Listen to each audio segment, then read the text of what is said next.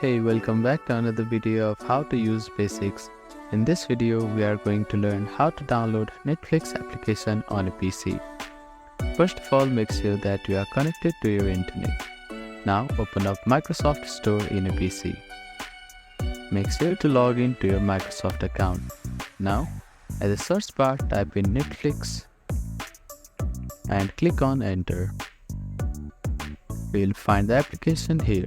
Click on the application and you will see Install button. Click on it. After that, your download will be started.